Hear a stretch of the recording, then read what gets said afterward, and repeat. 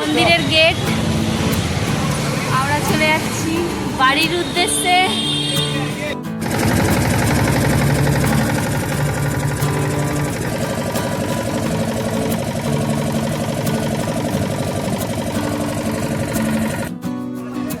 Sorry 30 second.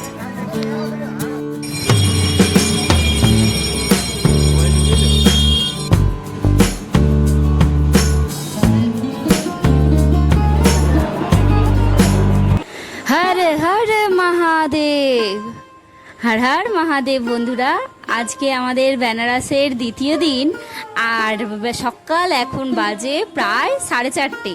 ঘুম থেকে উঠেই ফ্রেশ হয়ে রেডি হয়ে বেরিয়ে পড়েছি মহাদেবের দর্শনের জন্য, অর্থাৎ আমার বাবা বিশ্বনাথের দর্শনে বেরিয়ে পড়েছি। আর সকালবেলা লাইন দিয়েছি এই রাস্তা থেকে। তোমরা কারা কারা এরমভাবে লাইন দিয়েছো কমেন্টে জানিও তো। আর সকালবেলা লাইন দিয়েছি, এতটাই মনে এক্সাইটেড যে বাবার দর্শনে যাচ্ছি, ফার্স্ট টাইম এরকম অভিজ্ঞতা। আর মনের মধ্যে ভীষণ শুধু একটাই নাম আসছে, বাবা বিশ্বনাথের। চলো তোমাদেরকে বলে রাখি আজকে তোমরা কিভাবে আসলে ঘুরবে আর আমি কিরমভাবে ঘুরেছি। প্রথমেই সকালবেলা আমাদের লাইন দেওয়ার কথা ছিল একেবারে 3:30 নাগাদ, বাট আমাদের একটু লেট হয়ে যেতে আমাদের বেরোতে প্রায় 4:30। আর 4:30 থেকে লাইন দিয়েছি প্রায় রাস্তা থেকে। আর তাছাড়া আজ হচ্ছে সোমবার ভিড় তো হবেই, আর তার সাথেই জ্যোতির্লিঙ্গ বলে কথা। আমরা লাইন দিতেই আমরা একটা দোকানে, এখানে তোমরা পেয়ে যাবে লকার। যদি হোটেলে মোবাইল ক্যামেরা সমস্ত ব্যাগপত্র রেখে আসো পয়সা ছাড়া, তাহলে তোমাদের কোনো অসুবিধা হবে না। আর যদি মোবাইল ক্যামেরা এছাড়া বড় ব্যাগ তোমরা নিয়ে আসো, তাহলে তোমাদের কিন্তু এইখানে লকারে জমা নিতে হবে। লকারের জন্য কত টাকা না নেবে সেরকম দোকান অনুযায়ী তোমাদের দাম বলবে। তো আমাদের এখানে লকার নেওয়া হয়েছে, এবং এই দোকান থেকেই আমরা নিয়ে নিচ্ছি ঠাকুরের সরঞ্জাম যাবতীয় যা যা লাগে, ধূপকাঠি, মোমবাতি, ফুল, আর তার সাথে প্যাড়া, আর যা যা লেগেছে সব কিছু আমরা নিয়ে নিয়েছি। আর নিয়েই চলেছি পুজো দেওয়ার উদ্দেশ্যে। কথাটা একটু তোতলে যাচ্ছে। তো চলো আমরা যাই। ভিতরে তো মোবাইল ক্যামেরা অ্যালাউ নেই, যার কারণে খুবই বাজে পরিস্থিতি। আর এখানে পড়েছে 4 লাইন। আমরা হচ্ছে সেকেন্ড গেট দিয়ে আমরা ঢুকেছিলাম, তাই জন্য আমাদের অনেকটা দূর থেকে লাইন দিতে এসেছি। আর তোমরা যদি আসো কিরমভাবে লাইন পড়েছে না পড়েছে সেরম দেখে তোমরা লাইনে দাঁড়িয়ে পড়বে, আর একদম সুন্দরভাবে বাবা গর্ভ গিয়ে দর্শন করবে। আমাদেরও দর্শন কমপ্লিট হয়ে গেছে। আমরা শাড়ি পরে, এই জ্যৈষ্ঠ মাসের গরমে এতটাই গরম, তাই জন্যে শাড়িটা চেঞ্জ করেই আমি পরে নিয়েছি এটা কুর্তি। কারণ হচ্ছে আমাদের আজকেই বিকেলে ট্রেন বাড়ি ফেরার উদ্দেশ্যে। তো মহাদেবের দর্শন করার পর আমাদের আজকের গন্তব্য হচ্ছে মণিকর্ণিকা ঘাট থেকে পুরো প্রত্যেকটা ঘাট প্রদক্ষিণ করা।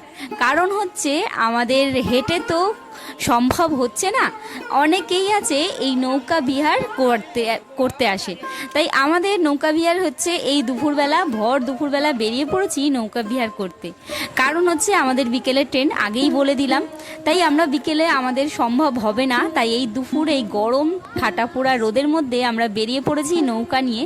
হ্যাঁ, তোমাদের আরও একটা কথা বলে রাখি নৌকা বিহার নিয়ে। নৌকা বিহারের কথা যদি আসো, যদি এরকমভাবে নৌকায় করে পুরো প্রত্যেকটা ঘাট দেখার জন্যে তোমরা বেরিয়ে পড়ো গঙ্গায়, তাহলে কিন্তু তোমরা বার্গেনিং করে নেবে। কারণ আমাদের একজনের 100 টাকা করে পড়েছিল।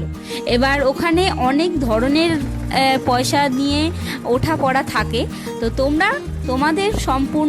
তোমাদের দায়িত্ব, তোমরা কিরম পছন্দের কিরকম নৌকা নেবে না নেবে সম্পূর্ণটা তোমাদের উপর নির্ভর করছে। অনেক নৌকায় আছে যে পুরো ডিটেলস তোমাদের বলে দেয়, কিন্তু আমাদের কিন্তু এই নৌকাতে কোনো ডিটেলস বলেনি, কোনটা কোন ঘাট না ঘাট। আমাদের জাস্ট ঘুরতে বেরিয়েছিলাম, তাই আমাদের 100 টাকা করে নিয়েছিল। তো তোমরা যদি আসো তেরমভাবে যদি না জেনে থাকো, তাহলে কিন্তু সেরকম অনুযায়ী তোমরা গাইড নিয়ে নেবে। নৌকাতে গাইডও পাওয়া যায়, কারণ ওখানে গাইডে বলে দেয় যে কোন ঘাটটায় কি ঘটনা, কোন গল্প সম্পূর্ণ বলে দেয়। কিন্তু আমাদের কোনো রকম কোনো গাইড নেওয়া হয়নি, শুধুমাত্র জাস্ট নৌকা বিহারের জন্য বেরিয়েছি। আমাদের সাথে আরও অনেকেই ছিল, তো আমরা জাস্ট দেখতে দেখতে যাচ্ছিলাম। এতটা সৌন্দর্য লাগছিল ধারণারই বাইরে। তোমরা বলো তো কমেন্টে কেমন লাগছে এই নৌকা বিহারটা। আমার অবশ্য গল্পটা জানা নেই, তাই আমি তোমাদের সাথে শেয়ার করতে পারলাম না। আরও একটা তোমাদের সাথে শেয়ার করি। আগের ভিডিওতেই তোমাদেরকে বলে রেখেছি যে তোমরা কোন মাসে আসলে তোমাদের সুবিধা হবে। হ্যাঁ, তোমরা যদি মনে করো যে বর্ষার সময় আসবে, বর্ষার সময় আসলে যেরকম শ্রাবণ মাসে প্রচণ্ডই ভিড় হয়, আর তাছাড়াও এই শ্রাবণ মাসে এখানে প্রচণ্ডই মণিকর্ণিকা যে ঘাটটা তোমরা দেখতে পাও, সে মণিকর্ণিকা ঘাটে জলে একেবারে ভরপুর থাকে। তাই জন্যে মণিকর্ণিকা ঘাট থেকে এতটাই জল থাকে যে হয়তো নৌকা বিহার হয়তো কমই হয়। এবার তোমরা যদি পছন্দ তোমাদের সময়ের জন্য তোমাদের এই শ্রাবণ মাসটাই বেছে নাও, তাহলে দেখবে হয়তো এই নৌকা বিহারটা কীরকম হয় তা আমার কাছে অজানা। তো তোমরা যদি জেনে থাকো সেটাও আমাকে কমেন্টে জানিও। বর্ষাকালটা একটু অ্যাভয়েড করাই ভালো। আর এখানে বর্ষাকাল ছাড়া এই গরমকালে আসলে এপার থেকে নৌকা নিয়ে ওপারে নৌকা প্রায় 15 মিনিট মতন দাঁড়ায়। ওখানে গিয়ে অনেক মানুষই চান করে। আমাদেরও খুবই ইচ্ছা ছিল চান করার, কিন্তু আমাদের ওই একটাই, আমাদের বাড়ি ফেরার একটা পালা, আর তাছাড়া এতটা রাস্তা গায়ে পুরো জল বসে যাবে এই গরমে, শরীর খারাপের ভয়তে আমরা আর নামিনি, শুধুমাত্র মেয়েরা। কিন্তু আমাদের লঞ্চে যে কজন ছিল বেটা ছেলেরা সবাই নিচে নেমে চান করেছে, সেটাও তোমাদের এই ভিডিওতেই তোমরা দেখতে পাবে। তো এখন নৌকাটা প্রত্যেকটা ঘাট আমাদের ঘোরাতে ঘোরাতে নিয়ে যাচ্ছে সেই জায়গাটায়, যেই জায়গাটায় কোমর পর্যন্ত জল, ওইখানে গিয়ে উট পাওয়া যাবে এবং তার সাথে ঘোড়া, অনেক মানুষও আসছে যে চান করতে। এই পাড়টায় অনেকটা গভীর জল, কিন্তু ওই পাড়টা বালির মতন মনে হবে কোনো যেন দ্বীপের একটা দ্বীপ। তো চলো তোমাদেরকে দেখাই, দেখো তো কতটা সুন্দর লাগছে। আমার অভিজ্ঞতার সাথে আমার ভীষণই একটা স্বপ্নের জায়গা ছিল বলতে পারো, কারণ এই বেনারসটা প্রত্যেকটা আমার রিলসে এসে যখন মনটা খারাপ করে দিত যে আমি কি ঘুরতে পারবো না, বাবা কি আমাকে ডাকবে না, এটাই সারাক্ষণ মনের মধ্যে চলতো। বিশ্বাস করো, আজ যখন আমি আসতে পেরেছি আমার মনটা ভীষণই খারাপ। হ্যাঁ, বাবা আমাকে ডেকেছে, বাবা না ডাকলে হয়তো এই স্বপ্নটা আমার স্বপ্নই থেকে যেত। আজকে ভীষণ আনন্দ, আর তার সাথে দেখো এইখানে কোমর পর্যন্ত জল। আমরা এসেছি ওই মাথা থেকে এই মাথায়, নৌকাটা ঘুরিয়ে একটা জায়গায় দাঁড়িয়েছে, প্রত্যেকটা মানুষ নেমেছে এখানে চান করতে।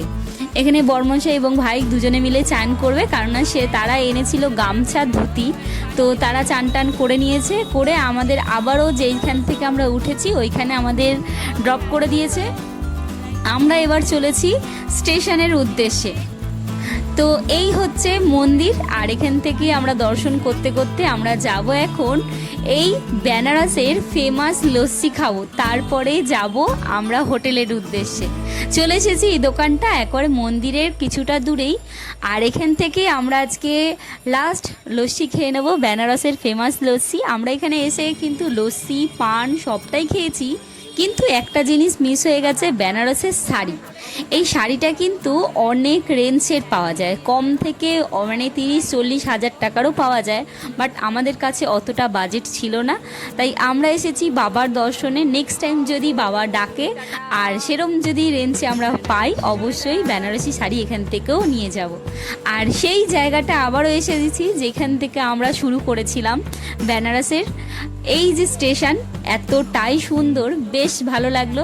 আমার স্মৃতির পাতায় যুক্ত হয়ে গেল এই বেনারসের স্মৃতিগুলো, এতটাই ভালো। যখনই মন খারাপ হবে আমি খুলে বারবার করে চেষ্টা করব দেখার, কারণ আমার একটা স্বপ্নের জায়গা, আগেই বলেছিলাম।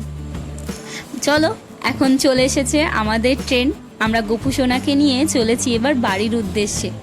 আর রাত্রিরের জন্যে আজকে আমরা কি খাবার নিয়েছি তোমাদেরকে দেখাই। আমরা ভেবেছিলাম যে বেনারস মানে বিহার এলাকা, আর এখান থেকে সবথেকে ফেমাস হচ্ছে লিট্টি চোখা, আর লিট্টি চোখাটা নিয়ে আমরা সত্যি বোকা হয়ে গেছি।